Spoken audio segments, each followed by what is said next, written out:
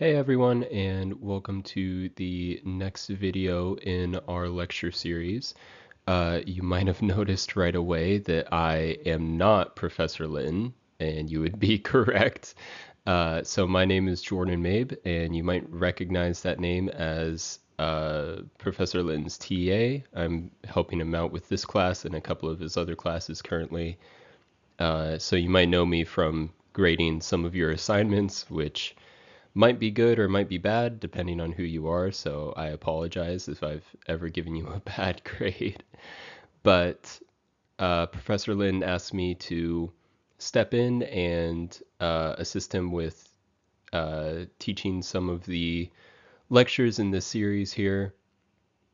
So I'm going to be talking about Judaism today, and these slides and most of the notes on all these slides come directly from Professor Litton. I have added some stuff here and there where I felt appropriate, but for the most part, this is entirely his coursework. So before I get started, though, I should probably give you a quick rundown on why you should care at all what I have to say about any of this stuff. So I am currently in the process of getting my master's. I attend the University of Lucerne in Switzerland, and I am getting my degree, currently my master's degree in philosophy of religion with a focus on the Abrahamic religions being Judaism, Christianity, and Islam. So I have done a lot of coursework on this already, and I'm just starting the process of writing my thesis and graduating with my degree in that. I also apologize because you might notice I sound a little nasally. I am currently under the weather, so I'm sorry. I'm going to try and not sound awful throughout the entire lecture. But if I sniffle or briefly cough, please be patient with me. I will try my best to keep it to a minimum. So today we're talking about Judaism. We can think of Judaism as the way of exile and return. Let me get to the next slide here. So Judaism is commonly described as a religion rooted in ethical monotheism. That is a belief system that assumes the existence of a single and singular deity whose creative agency brought the universe into being and who directs all life toward ethical goals. More specifically, Judaism assumes that a special covenant relationship exists between the Jewish people and the Creator GD, and that the history of the relationship can be found in part in the pages of Jewish scripture. At the heart of all religious practice in Judaism is the concept of the mitzvot, or divinely revealed commandments, that embody a life of ethical purpose and reflect the spiritual and moral discipline that is expected of all observant Jews. So Judaism has a couple essential teachings. We went over already ethical monotheism.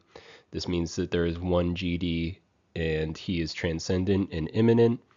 You have a very strong scriptural tradition found in the Torah and the Talmud, which we will be talking about a little bit later in the lecture.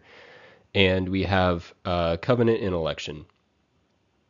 So the Jewish people have a very strong concept and identity that is wrapped up in this idea of them being the chosen people with a very unique and special covenant with GD.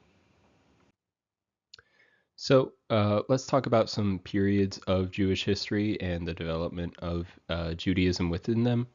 I want to note really quick that these are not officially recognized periods of Reformation. They just represent some of the major shifts within Judaism since it was founded. So Judaism is, as a religion, it's very interwoven with the Jewish people and with a Jewish ethnic and national identity. It's a very ethnocentric religion. And those origins can be traced back at least to the late 13th century when the Egyptian pharaoh of the time claimed to have wiped out Israel forever.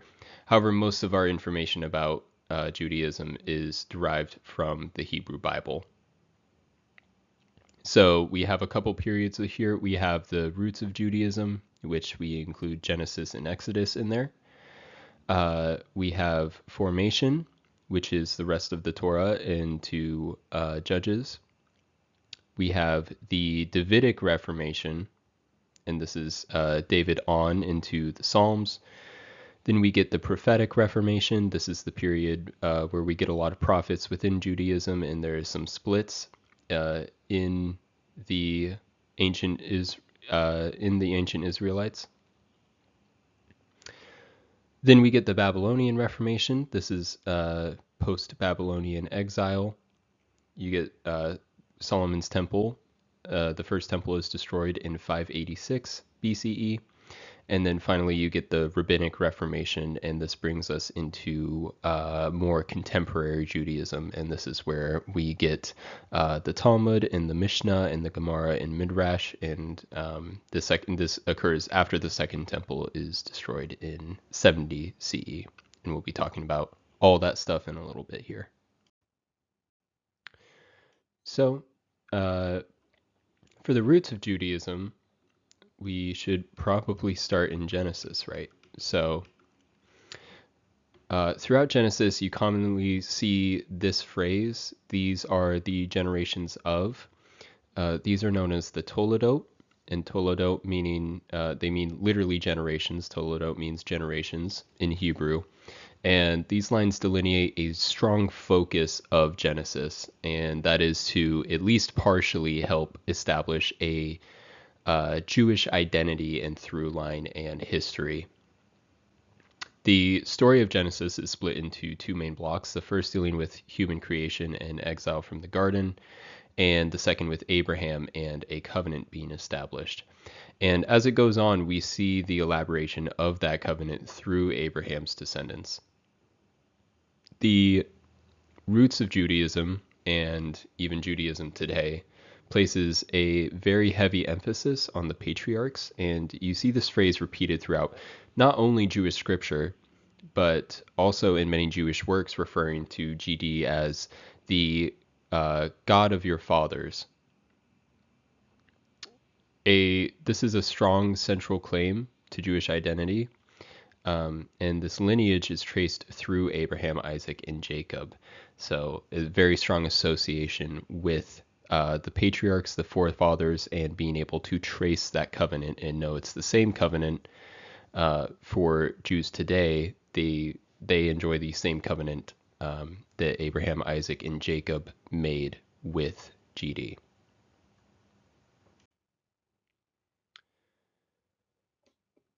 Are these genealogies reliable? Well, it's complicated. So A&E genealogies were not concerned with recording every single person in a lineage. They often only focused on important and notable figures, and it is very likely that several people are omitted from the Genesis genealogies. Does this prove a problem for historical reliability? Yes and no. It is very unlikely that we can gauge precise dates or calculate the age of the Earth, for example, from the Genesis genealogies, but that does not necessarily mean that they are historically inaccurate. One of the things that we should do when we judge ancient writings is we should judge them on their own terms. And Genesis genealogies simply are not trying to accomplish producing a precise historical record. We do know a couple of things, though. We have historical and archaeological evidence that seems to corroborate the Genesis narrative to a degree. Scholars tend to agree on safe ranges for some of these figures and events. For example, we know that Egypt unites in around 3000 BCE, and the pyramids begin being built in the Third Dynasty around 2700 BCE.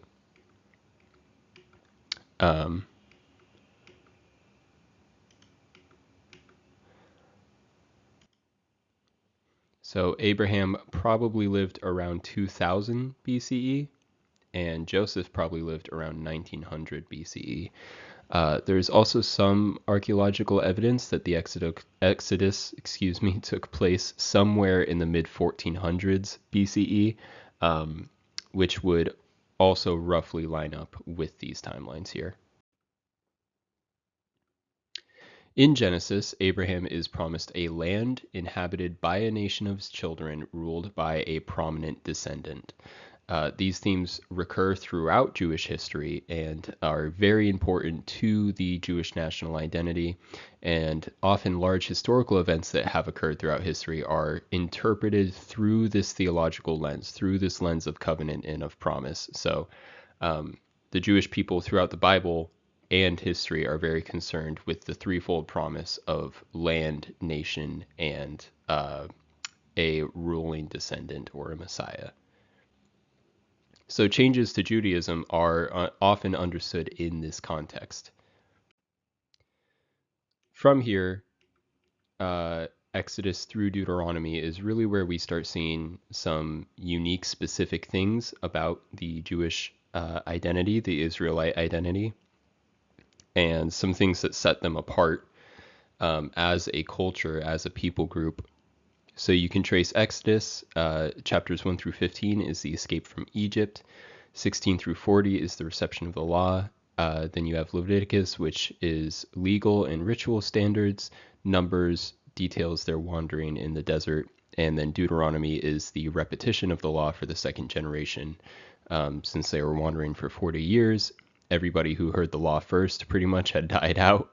So they had to repeat the law for the Israelites who were about to finally enter the promised land. You also have some important developments in this time.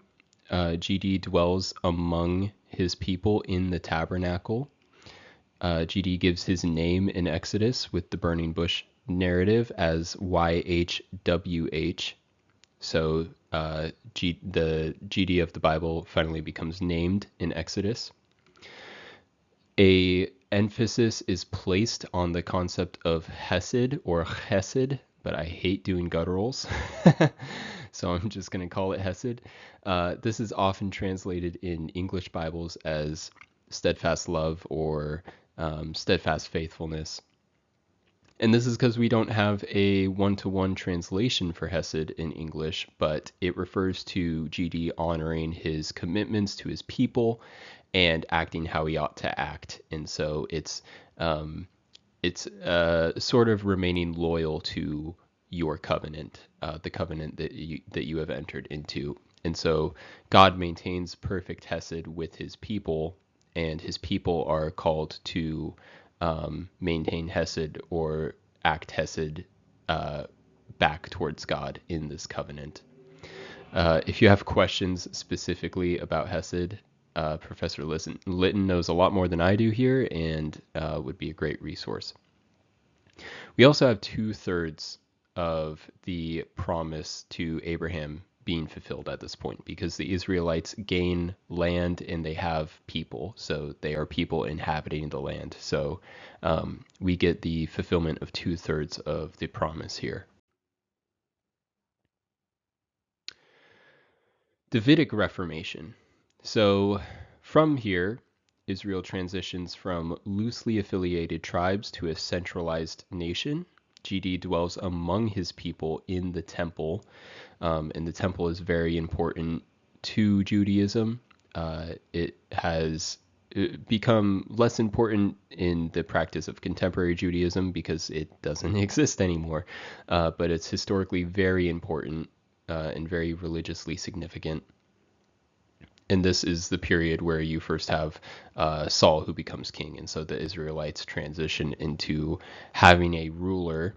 And the promise to Abraham is completely fulfilled because having a king fulfills the sort of Messiah figure that the Jews are looking for. So you see this in Saul. You especially see this in David. There's a lot of messianic imagery and notions associated with David. And then you get the prophetic Reformation.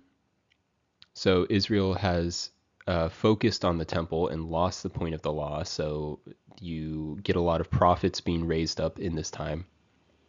And the prophet's job are to challenge Israel to return to Hesed, to return to the covenant that they have with God. The function and purpose of prophets are to return Israel to what they ought to be doing under the covenant with God. So the promise to Abraham is partially lost because at this point the land becomes divided. You get the division between Israel and Judah, and so they are not a united people anymore. And it's debatable whether or not, since they're split up into almost two different countries at this point, it's debatable how much of the promise they have at all, because in some ways they have lost the fullness of their land, and they don't have a central messianic figure or ruler. So then you get the Babylonian Reformation.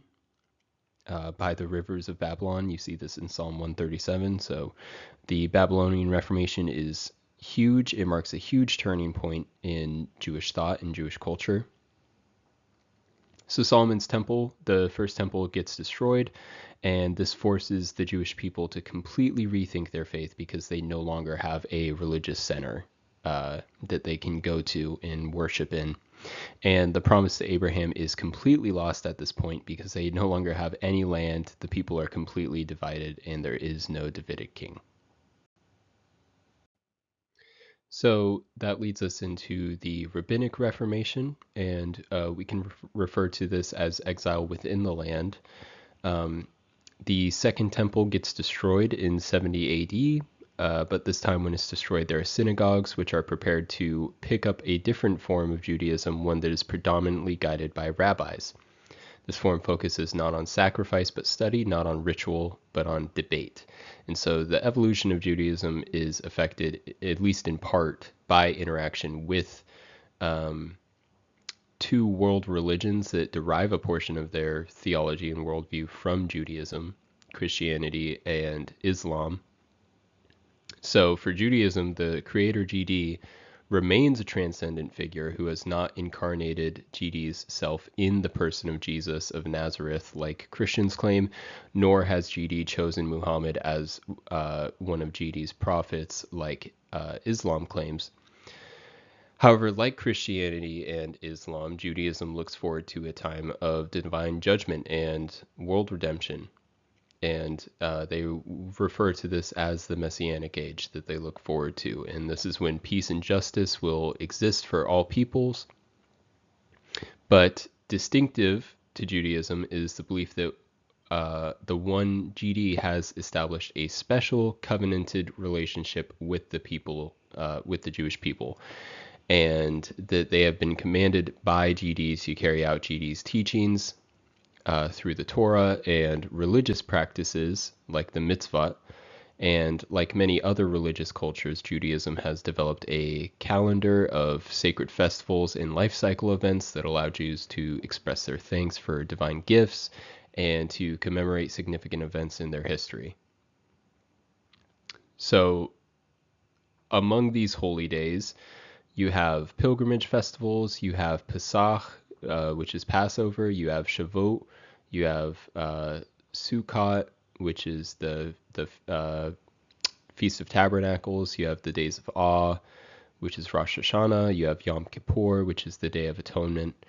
You also have two of traditional Judaism's signature religious practices, which is you have a weekly Sabbath or Shabbat, and the dietary code or dietary restriction, kashrut, which you might know as kosher today.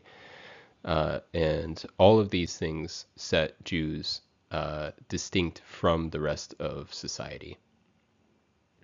Why is it exile within the land? Well, it's exile within the land because the people are in the land, which is 2/3 of the promise, but they are ruled by foreigners. And this gives rise to the next period in Judaism. So in modern Judaism, Jacob Neusner has his list of 4 periods that he uses.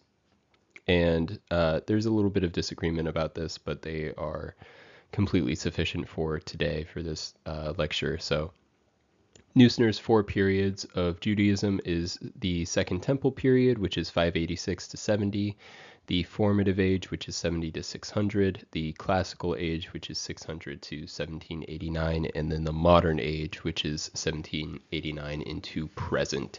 And so this kind of denotes the four periods of modern Judaism. Second Temple Judaism, as I said before, this is when you get Merneptah's stele during the 13th century. This is the Egyptian pharaoh that mentions Israel directly and says Israel resides in the land of Canaan. It's in the wrong order there. I apologize about that. This is when you get the real formation of the Hebrew Bible up to the destruction of the Second Temple. The Hebrew Bible consists of 24 books detailing the origin and history of Israel up until around the Babylonian captivity. It quickly becomes, I think that's a typo there, it quickly becomes the foundational document for Jewish people, both religiously and ethnically. So we can't think of the Jewish Bible simply as a religious book for religious Jews, but it is a book of the history of the Jewish people, and so it still maintains great importance and strong sentimentality with Jews who even don't consider themselves religiously Jewish. So it's a very important cultural work for them as well. Then you get into the formative age, which is after the destruction of the Second Temple. This is where you get the diaspora because Jews are exiled completely out of Israel, and you get a lot of cultural change due to the geographical displacement here. And so Jews no longer have a land at this point, and they no longer have a temple to worship in, and they no longer have a messianic ruler. So the promise has been completely lost at this point. It's this period you get the Talmud, and you actually have two different Talmuds technically. You have the Babylonian Talmud, which was primarily for diaspora Jews. It has been completed, and usually if you hear somebody who is Jewish today refer to the Talmud, they are referring to the Babylonian Talmud. You also have the Jerusalem Talmud or the Yerushalmi Talmud, and this was never finished, but it's primarily for the Jews that remain in the land of Israel. So then you have the Classical Age. This begins at around 600 CE, and you have a pretty important figure there during this time. You have Moshe ibn Maimon, or Moshe ben Maimon, and he is usually called Maimonides, and he lives from 1135 to 1204, and he's the first person to put down a creed for Judaism. Maimonides is one of, if not the most important philosopher slash theologian in the Jewish tradition today. He writes a lot of books, and if you want to think of him in Christian terms, I don't think it would be inaccurate to view him as sort of a Augustine figure, although he's arguably even more influential than Augustine was to Christianity. He is a really big deal.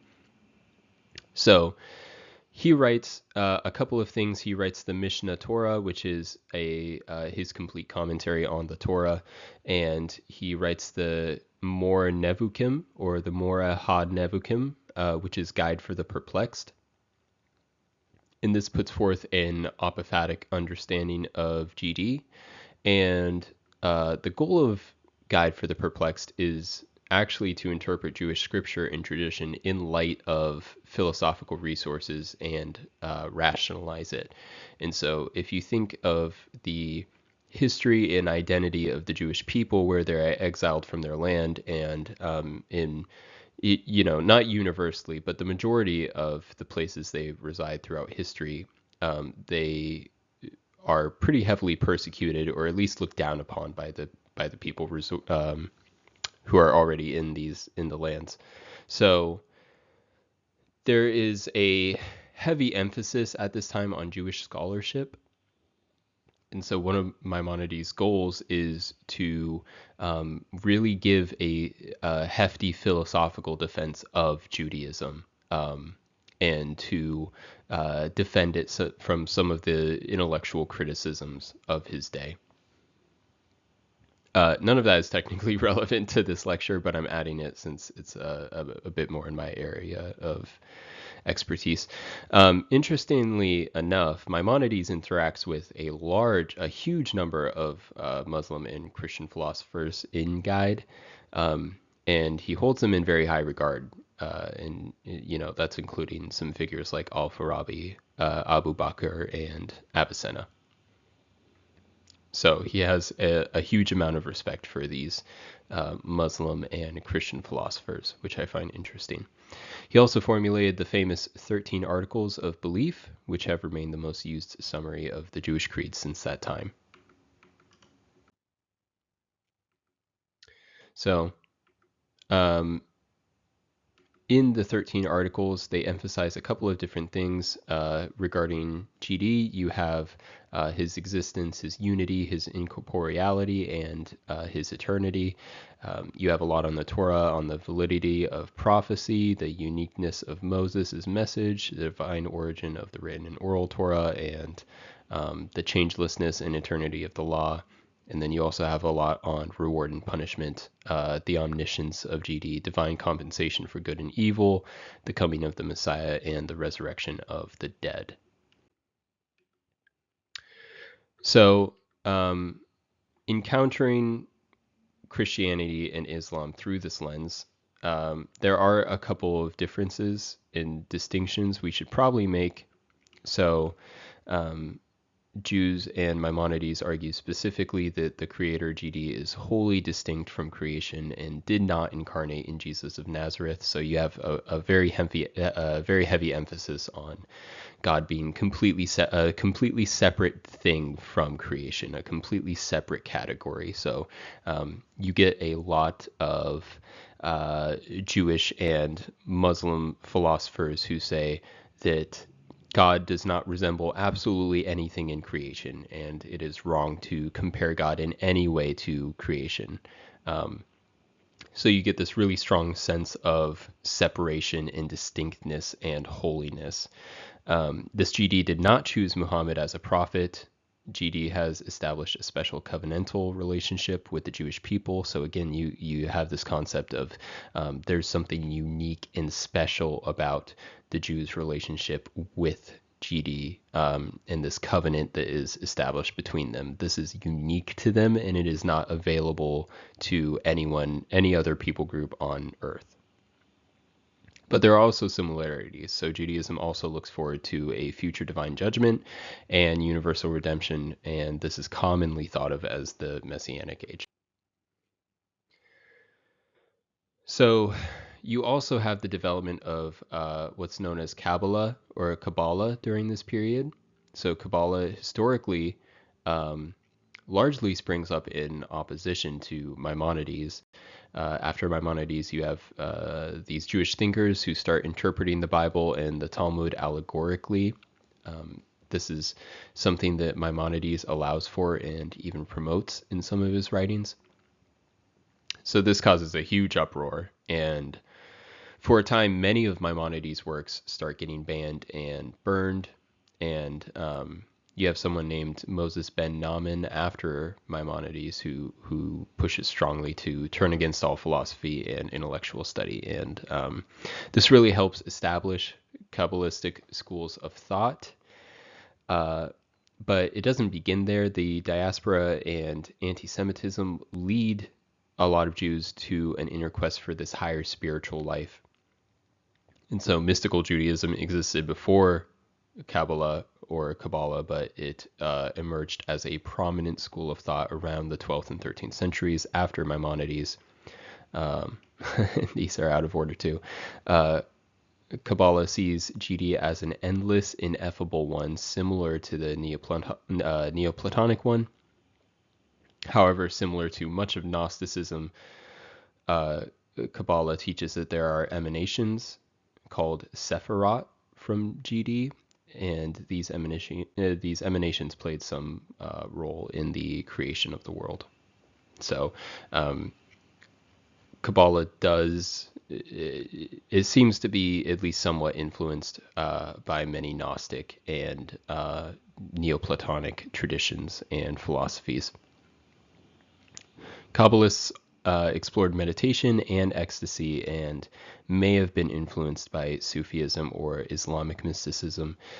Depending on who you read, it very likely was influenced by, in the very least, Islamic mysticism, because that is very large right now intellectually during the time period that it emerges, and it holds a lot of weight.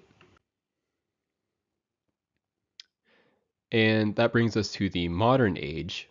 So when the Constitution establishes religious freedom and cultural pluralism, America becomes a uniquely safe place for diaspora Jews. And you get some developments here. You get branches really come into their own, and you kind of are able to delineate between these branches of Judaism. So you have Orthodoxy, which is very rigorous and traditional. And when you think of Jews, specifically when you think of Jews with yarmulkes and who very faithfully observe their religion, you are probably thinking of Orthodox Jews. You also have conservative Jews, which are slightly, it's it's kind of funny nomenclature, but conservative Jews are slightly less conservative than Orthodox Jews. They tend to lean a little bit more towards the lenient and adaptive, and then on the more, I guess you could say, liberal side of Judaism, you have Reformed Jews and the Reconstruction Jews, and they promote like innovation and being assimilated into culture, and don't necessarily have strong ties to this sort of religious practice or religious identity. You also get a couple of concepts that become more important. You have Tikkun Olam, which means repairing of the world or repair the world.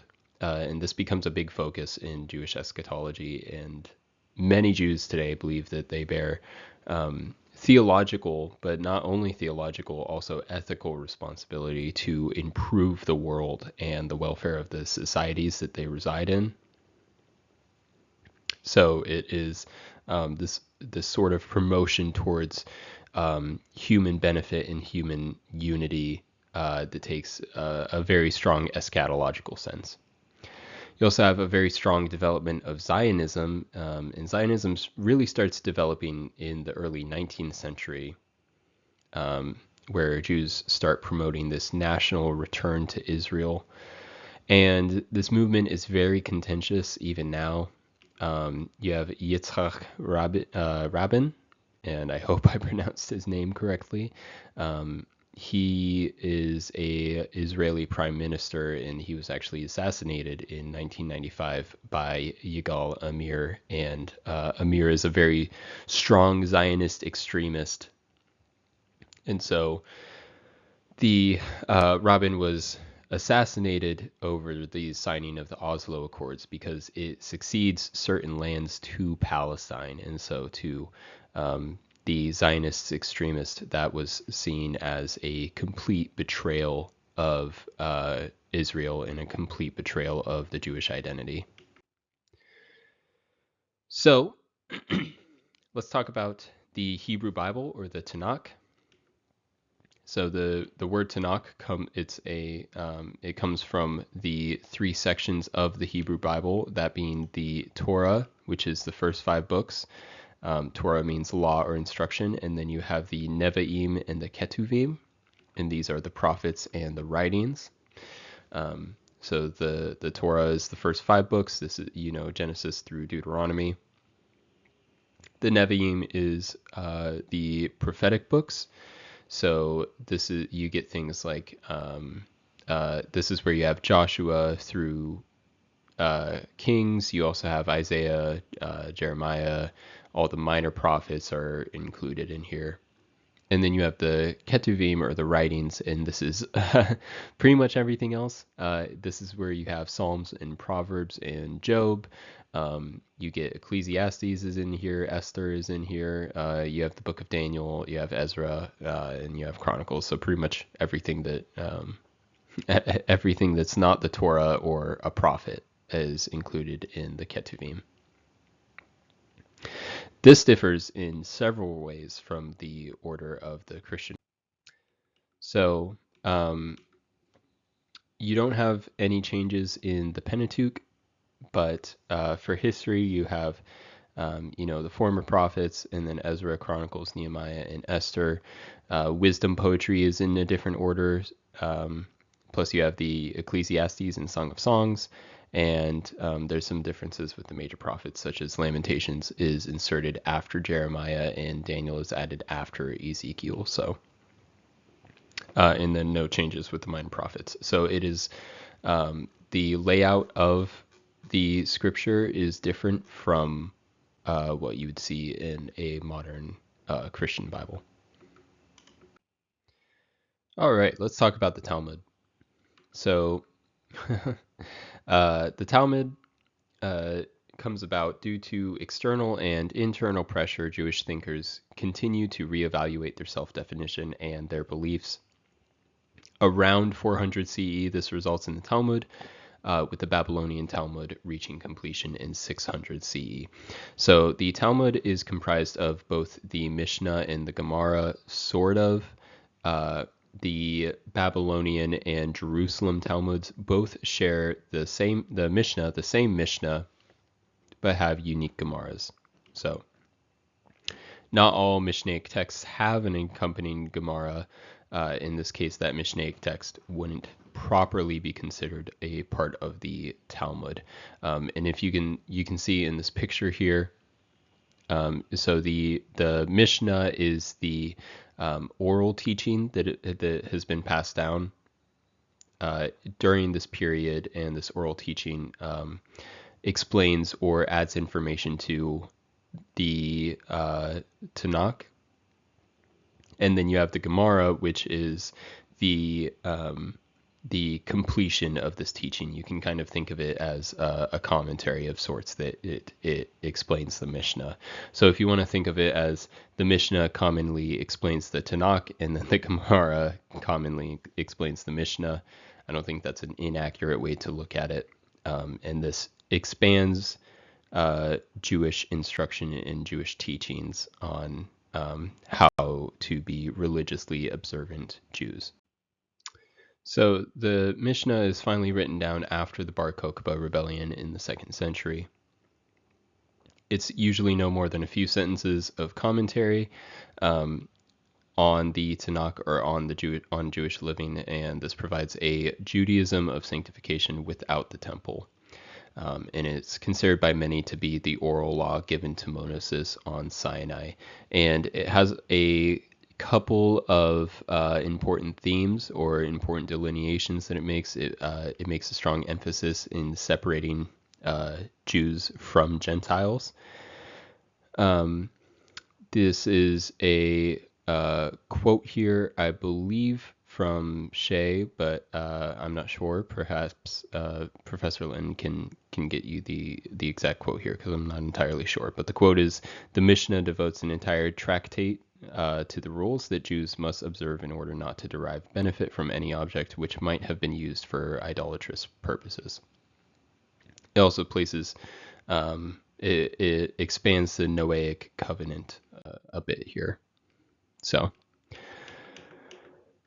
there are 6 orders, which are each divided into tractates, for a total of 63. You have Zeraim, Moed, Nashim, Nezikin, Kodashim, and Tohorot, which is seeds, feasts, women, damages, holy things, and purities. I believe this quote is from Neusner from the book Our Religions, and it says, "The Mishnah's principal message is that man is at the center of creation, the head of all creatures upon earth, corresponding to GD in heaven, in whose image man is made." It's it's important and sad to note that man here is explicitly referring to man, not woman. Women in the Mishnah are sometimes people, and there is sometimes chattel, but very rarely a being of autonomous will. So, six big components on the Mishnah and Gemara. So you have Israel is a tenant of GD's land. Some of their produce is set aside as holy, the rest is for common use, and this is a responsibility that Israel bears. Certain parts of the land are set aside as holy, especially during certain parts of the year. Women in marriage is seen as a way of maintaining balance within the land, as is politics. So again, you have this heavy emphasis on balance and improving the world and making improvements to the world and maintaining balance in that way. You have heavy emphasis on the temple. Excuse me. You have the Gemara, which is the oral commentary on the Mishnah. So the Gemara can be pages long. Some of them are pages long. Some of them are not very long at all. So they vary pretty wildly in. So let's talk about some distinctives of modern Judaism. One of the biggest distinctives to talk about are synagogues, right?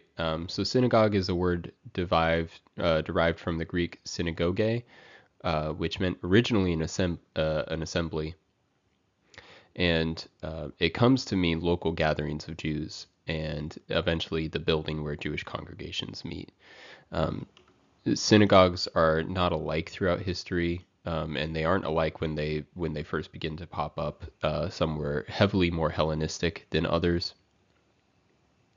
Most scholars ascribe it to the post-exilic period of the Jewish community, specifically in Mesopotamia, where you start to see a lot of synagogues pop up. The Talmud, however, does claim that there were 80 synagogues in Jerusalem before AD 70, and it's likely that at least some of them started before the destruction of the temple. However, we just don't know for sure. The synagogue served as a center of both religious and communal activity, so it was very important to the community of the Jewish people who were around the synagogue. It acted oftentimes as a sort of community center, and was not only used for purposes of religion, but also for purposes of fostering community and promoting this sort of Jewish identity. And so you usually had a couple different positions. You would have the head of the synagogue, and the head of the synagogue was responsible for keeping the congregation faithful to the Torah. It was a very honorific position in the Jewish community, at least according to the Talmud. You had elders or leaders of the synagogue, and these men would direct the activities of the synagogue, and the head was likely chosen from this group. You had the almoner, who was responsible for collecting and distributing alms. You have the attendant, and the attendant is the person who takes care of the scripture scrolls, who announces the beginning and end of the Sabbath by blowing the shofar or the ram's horn. And in later practices and later development, the attendant or the hazan was paid and lodged at the synagogue as a caretaker. So, especially after the destruction of the temple, in 70 AD, they become very, very important as centers of both religious and communal activity. And the law was read and explained in these synagogues. And it's an interesting fact to note that any male could be called upon to either pray or read from portions of the Torah or the prophets. And we actually see this in the Gospels. We see Jesus in Nazareth. When he reads from Isaiah, this is likely what is occurring. He's being called upon to read at the synagogue in Nazareth. So a synagogue provides a non-sacrificial form of worship, which is really important after the temple gets destroyed. It was also a place of education, so children are taught there. And it also can act as sort of a communal treasury, so funds could be kept there for the community or for emergencies. And then on a local level, the synagogue could even perform excommunications and excommunicate Jews that they felt were not faithfully fulfilling the law or blaspheming, so they could become apostates.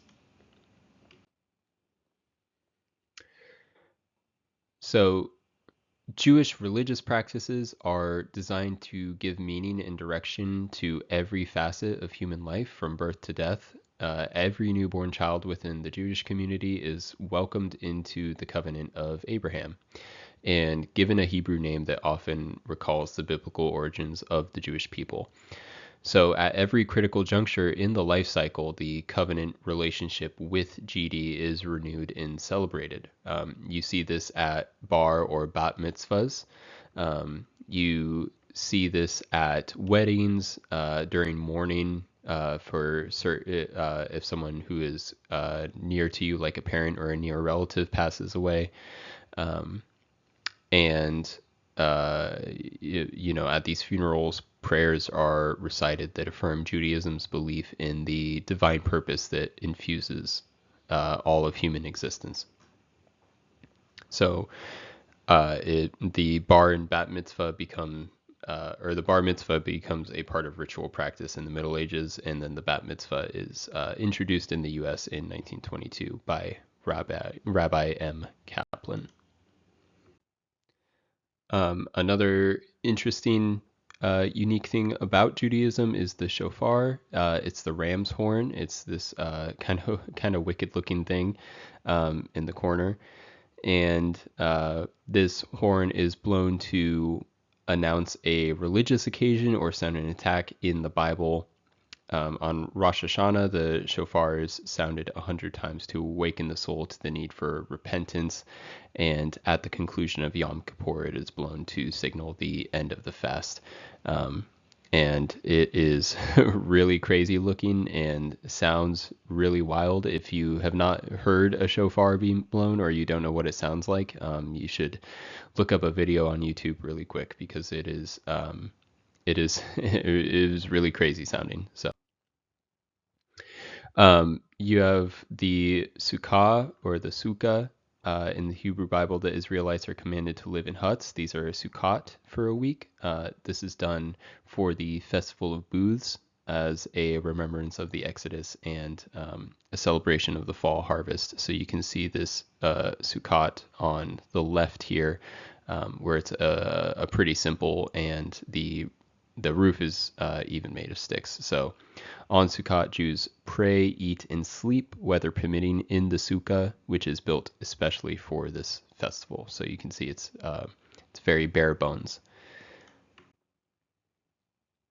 You have the lighting of the Sabbath candles. So the Shabbat begins on Friday night and is celebrated in the home and the synagogue. And so Jews will light candles to consecrate the home to GD. And traditionally, this is a special privilege of both the mother and daughter, though not always. You have the huppah. Jewish marriages are consecrated ritually under a canopy that represents the home which the bride and groom are about to establish. Prayers are recited under the chuppah, and the marriage contract is given to the bride, and a wine glass is shattered by the groom. By the way, if I'm butchering any of these pronunciations, I do not read Hebrew myself, so I'm sure Ryan will let me know how awfully and incorrectly I'm pronouncing all of these. I believe this is a guttural here, so I believe it's a chuppah, but I am not 100% sure of that. So, um, anti-Semitism flourishes in the 19th and early 20th century in Europe, mutating into genocidal theories of racial cleansing. This is a picture of the gate to Auschwitz in Poland, and it is probably the most famous death camp or concentration camp. And at Auschwitz, and there were several other camps also during the war. Millions of Jews were put to death during the 1943 to 19 between 1943 and 1945. So it's important, especially when we talk about the problem of evil here in one of the upcoming lectures. It's important to note that the problem of evil is a problem for all of the Abrahamic religions, very many religions, especially monotheistic ones, and Jews in particular deal with the problem of evil very soberly. There is a unique aspect, since the Holocaust is so ingrained in Jewish identity. There is a very unique aspect that Jews wrestle with when they discuss and think about the problem of evil. And so that's hugely influential in Jewish philosophy and Jewish theology being done today, is trying to sort through some of these things. So I think it's important to keep this in mind when we talk about the problem of evil. This is a picture of the Thoreau Synagogue. It was built in 1763 in Newport, Rhode Island. It is the oldest standing synagogue in the U.S., and it was declared a National Historical Site in 1946. So this just shows you that America has had a somewhat significant Jewish presence for a very long time, since before the technical founding of our country. So it has been around for a very long time. You have Hasidism in Israel. I think this is a typo right there. Yep, there we go. You have Hasidism, which has its origin in the teaching of Baal Shem Tov. Hasidic communities often center around a personality of a charismatic leader, or which these guys are known as Reb or Rebbes. The Hasidism actually arose as a spiritual revival movement. So you might think of it in similar terms as maybe a Puritan or a holiness movement, to put it in Christian terms. But it was a revival movement to return Jews to observable practice. So curled sideburns are considered a sign of piety among Hasidic men. And Hasidic Judaism is noted for its strong religious conservatism and its social seclusion. For prayer in Judaism, you have these things called the Talit and the Tefillin, or Tefillin. Traditionally, Jews pray 3 times a day: morning, late afternoon, and evening. During morning prayer, Jewish males wear a prayer shawl or a talit.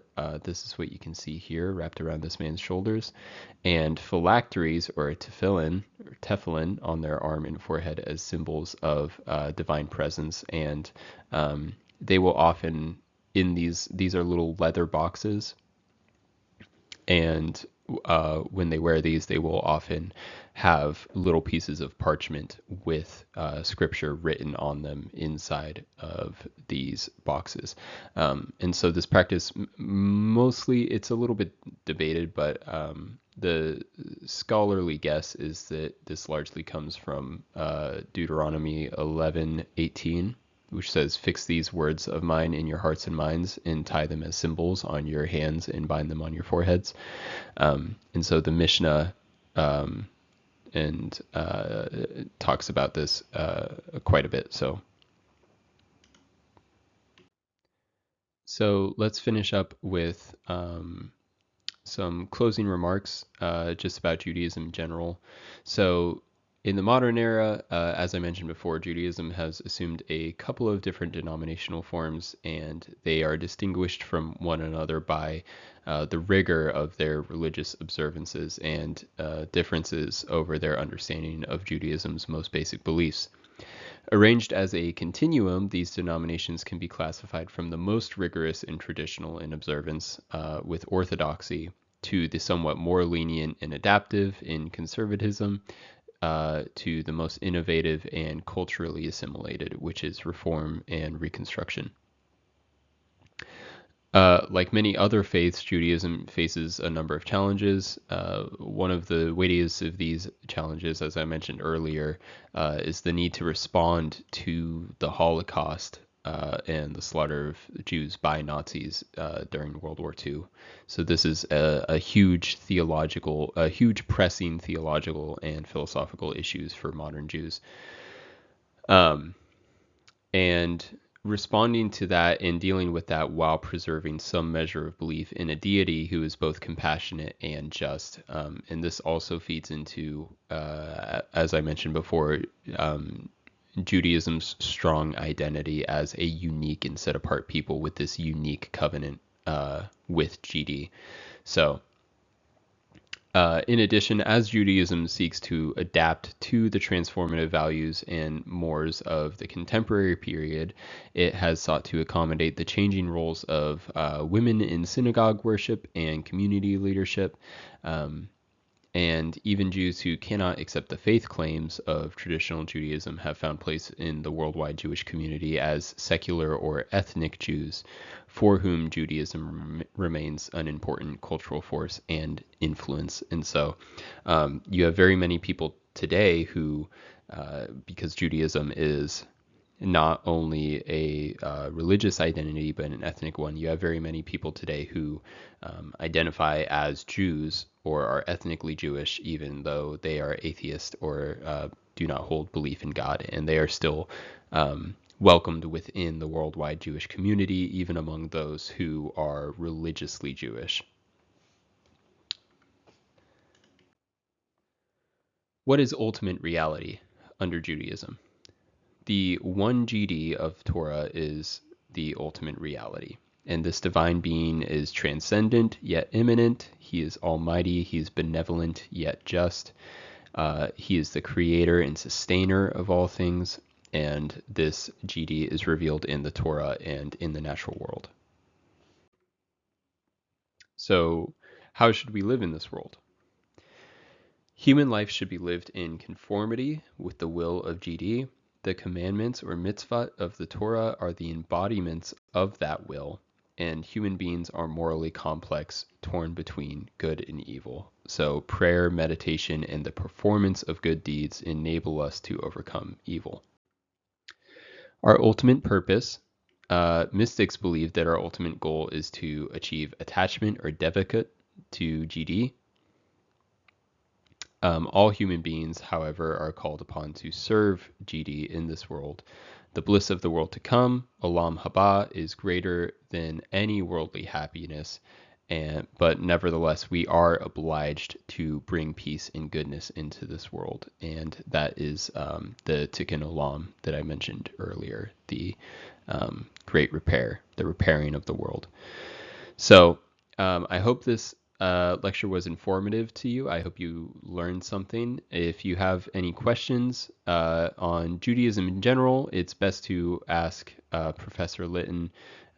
He's really great with all that stuff. If you have specifically questions about Jewish philosophy, specifically historic Jewish philosophy, I'm more than happy to answer any questions about that. But thank you guys for bearing with me, and we will see you in the next lecture.